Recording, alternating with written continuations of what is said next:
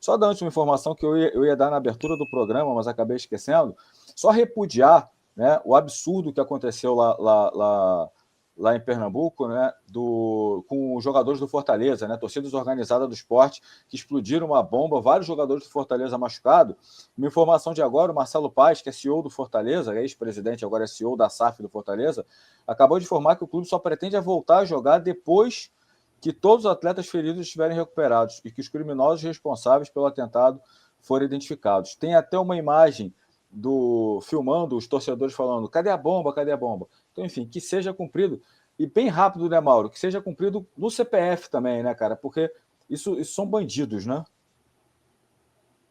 É o seguinte, alguns pontos, né? São bandidos e são torcedores, tá? Esse papo de, esses não são torcedores. O torcedor de futebol, ele não é um ser perfeito, puritano, um santinho do pau oco, não. O torcedor de futebol tem de todo tipo de torcedor. Eles são torcedores. E são também bandidos, claro. O cara que arremessa uma bomba dentro de um ônibus é o quê? É um ser civilizado? Não. Agora, a punição tem que ser o CPF, gente. Não adianta punir clube. Pode até punir, não adianta nada. Vê o Grêmio. Houve lá um caso de racismo em 2014. Aí o Grêmio foi eliminado da Copa do Brasil. Palmas.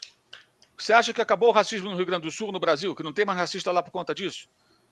Talvez os racistas que não foram identificados e punidos estejam rindo disso até hoje. Aqueles que foram detectados, não. Agora, teve gente detectada. As pessoas é que têm que pagar. Cabe às autoridades, à polícia, identificar quem são os caras e eles têm que pagar por isso. Enquanto não punir o CPF, porque assim, vamos punir o clube. Tudo bem, fui fora do estádio, cara. Podia ser um jogo sem torcida e os caras poderiam fazer a mesma coisa. Vamos tirar essa torcida organizada. Eles podem ir para uma outra, podem criar uma outra, ou podem ir sem torcida organizada, a paisana, e fazer a mesma coisa. Eu digo o seguinte: isso não resolve o problema. Você dá um castigo, mas não é a solução. A solução é o CPF. Pega o malandro lá, bota em cana. Aí o clube tem que processar o cara também, o próprio esporte, o Fortaleza, porque o esporte também, a imagem do esporte é associada. Imagino que um advogado possa até falar sobre isso e possa ver o que é possível fazer, porque os caras representam, entre aspas, o esporte, né? São parte da torcida do esporte. São, sim, torcedores do esporte, e torcedor que faz isso tem em todos os clubes do Brasil. Então, acho que a solução é sempre o CPF. Porque na hora que um ou outro começar a pagar a conta, aí o cara percebe, peraí, a impunidade é o problema. Eu vou dar um relato de uma experiência que eu vivi com haters. O André sabe da história, tá? Houve momentos aí que eu fui alvo de várias ameaças de haters. O que eu fiz? Fui na DRAD, que é a delegacia especializada em delitos ligados ao esporte aqui em São Paulo, já que todas as ameaças e ofensas à minha pessoa eram vinculadas a futebol, e a DRAD foi atrás dos caras. Numa levada só foram 17 malandros da delegacia prestar depoimento. Teve gente que chegou lá se passando de maluco e tudo. Todos ficaram com o rabinho entre as pernas. Parou. De vez em quando aparece um trouxa ou outro. Não tem problema, a gente vai lá e leva de novo. Já teve gente que teve que se retratar em rede social. Já teve gente que teve outro tipo de problema também, né? Que a gente tomou as devidas providências. Aí, para acabar, não acaba. Sempre vai ter um cara que vai querer pagar para ver. Às vezes tem que pagar mesmo para ver, né? Mas o cara, a maioria, ela segura a onda. Houve até casos que o meu telefone era inserido em grupos de WhatsApp para que as pessoas ficassem me atacando. E depois que eles perceberam o que estava acontecendo, até ocorreram situações do tipo: o cara te coloca no grupo, aí você vai lá, o número tal colocou você no grupo. Aí, quando eu via que eu tinha sido colocado num grupo, já tinha um outro número que tinha me retirado do grupo. Por quê? O bobalhão, de alguma forma, conseguiu meu número, colocou meu número no grupo para que todo mundo caísse de porrada em mim, e um outro mais atento: tá dando merda isso aqui, né? Já teve gente indo para a delegacia. Tira o nome desse cara daqui que isso vai dar problema. E parou. E se continuar, a gente vai fazer a mesma coisa. Eu vou tomar todas as medidas que tiver que tomar. Não vou deixar de dar minhas opiniões, não vou deixar de andar na rua, não vou deixar de fazer o meu trabalho por conta de milícia virtual. Cacete.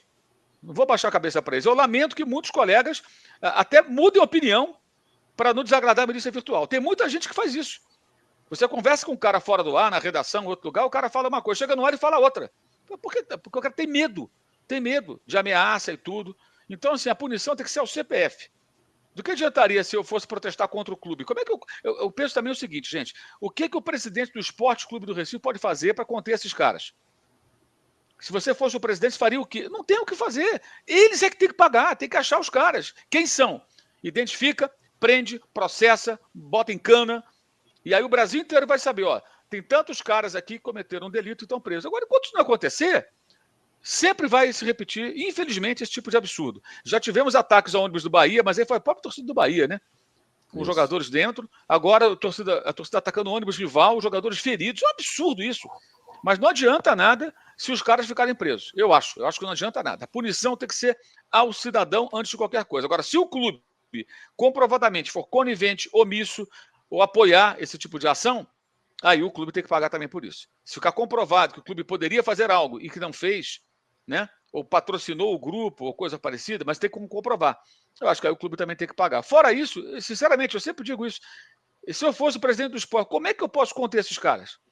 De que maneira eu posso pedir que eles façam isso? Não tem como, o clube não tem poder de polícia. Agora, as autoridades têm que estar atentas, né? E também eu fico pensando, por que deixaram o ônibus do Fortaleza tão vulnerável? Porque a gente sabe que esse risco existe. Então, acho que, não sei como foi ali, não tem os detalhes, mas eu imagino que o ônibus estava vulnerável. Se tivesse um aparato ali de segurança, policiamento, tudo para dar uma proteção, provavelmente não ocorreria. E se ocorresse, ainda assim os caras tentassem, mesmo com a presença policial ao redor do ônibus, fazer, de uma forma mais efetiva, né? Tentassem um ataque, a chance dele serem detidos seria maior, né? Porque aí o policial vai lá e prende o cara.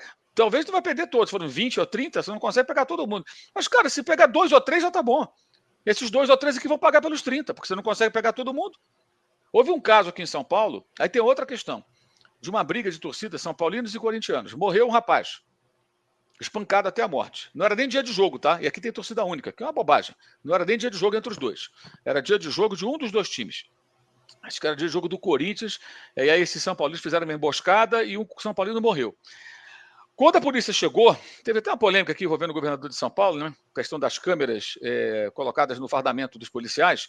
A câmera de um policial, quando eles chegam, né, filma ainda a ação violenta contra esse cara que está caído e que depois viria a falecer. E um dos caras foi identificado. Esse cara foi preso, a polícia fez o trabalho dela ali. Foi preso, depois ele foi solto sob alegação, foi relaxamento de prisão. A alegação foi mais ou menos o seguinte: não há como provar que ele deu o golpe fatal que matou o rapaz. Mas ele participa do linchamento. Então temos um problema também com a justiça, né? Quer dizer, o cara participou, ele ajudou a espancar uma pessoa até a morte. O golpe fatal, ninguém saberá qual foi, porque eram vários batendo em um, com barra de ferro, pedaço de madeira e tudo mais. Mas um cara foi identificado. Foi identificado, foi preso, a polícia fez o trabalho dele, o cara foi solto depois. A alegação foi essa. Provavelmente o advogado deve ter ido lá, né? Usou essa argumentação e liberaram o cara. Aí você acha que esses que bateram não vão fazer de novo? Agora, se esse malandro tivesse preso, né? O que os outros vão pensar? Caramba, sorte minha que não foi a minha cara que apareceu no vídeo, foi a do fulano. Fulano tá em cana. Pode ser que o cara ainda assim faça isso de novo, mas ele vai pensar 2 vezes. Porque prendeu um, prendeu outro, mais outro, aí a coisa começa a mudar. Entendeu? Aí começa a mudar, porque realmente esse é coisa de caso de polícia, não é do futebol. É um problema até da nossa sociedade. E isso acontece no mundo inteiro, é bom lembrar, né? Violência de torcida no mundo inteiro, até em países civilizados como a Holanda, onde os caras falam no mínimo 2 idiomas, os caras se matam. Tem um pouco também da natureza humana, de o ser humano ser violento e querer sempre ter um inimigo para enfrentar. Essa coisa até meio medieval, sabe? Parece coisa da Idade Média, esses confrontos. Enfim, mas eu vejo dessa maneira. E toda a solidariedade aos jogadores do Fortaleza, né? Isso é um absurdo, cara. É um negócio muito revoltante. Mas tem que pegar os malandros lá, tem que achar pelo menos alguns deles. Tomara que sejam identificados e que aí tomem as devidas providências. Né?